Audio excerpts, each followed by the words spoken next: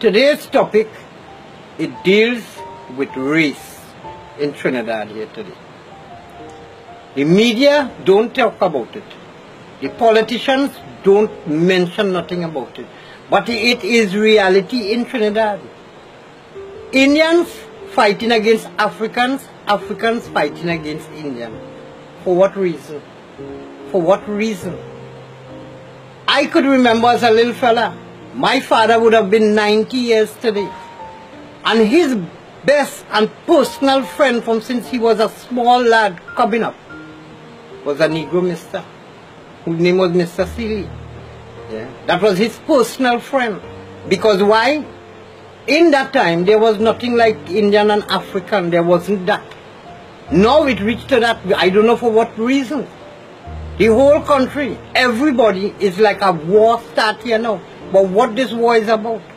If all of us don't come together, which is Indians and Africans in Trinidad, we would never achieve the right idea, which is to go forward. We would never achieve that. We need to come together. You and I, we need to come together. Forget all the politicians who are trying to separate us. Forget the elderlies who are trying to separate us. Watch the youths today. Indian boys with Negro girls, Indian girls with Negro boys. There is no race there. What they saw in each other, they saw people. So this is what they was looking for.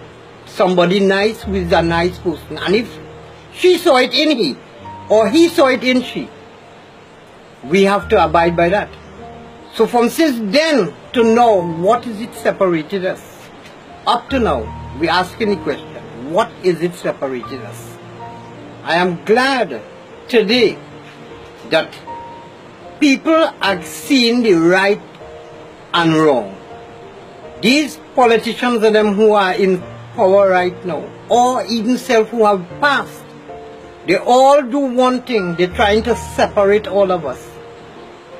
Look what went on a couple days ago with Mr. Fitzgerald Hines.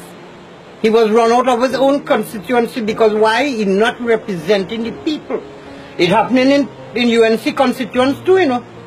That when they go on ahead trying to talk to the people, they're running them to an all because why? We need proper representations in order for all of us to go forward. And to move forward, we have to come one. We cannot be two entities. We have to be one in order to go forward. We have to be like that. So the race thing in it can't do that because they are trying to divide us. And we now see that what is it they're trying to do. So we're leaving out them now and trying to turn to the people who want to bring us together.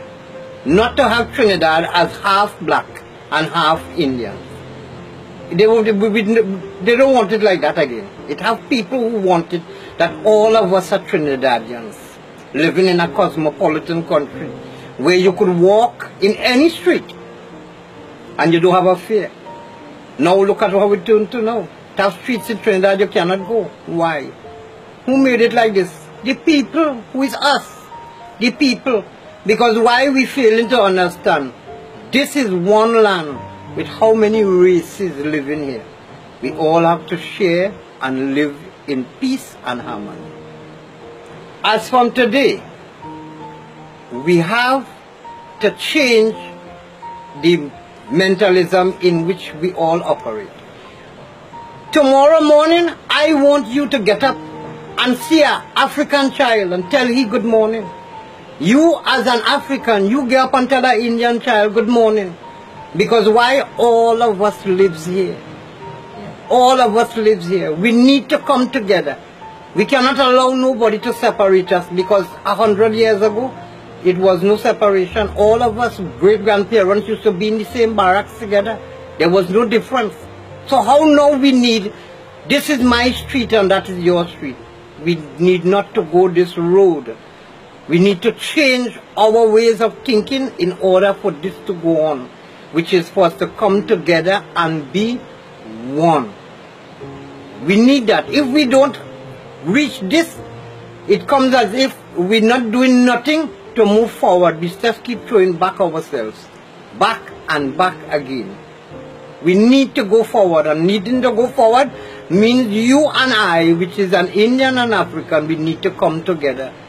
We need to lock horns, so the people who are trying to separate us, we should let them know, you cannot do that to us. We was never brought up like this. Yeah, we was never brought up like this. Because I, as a young fella and all too, I take my example from my father, who my personal friend from youth man. Grew up today, look, both of us get old together, and he's an African guy. And I tell you what, he could come in my house and eat and go in my fridge. And I could go in his house and lie down on his bed and sleep. This is how we live. There is no reason for us to be two. We need to be one.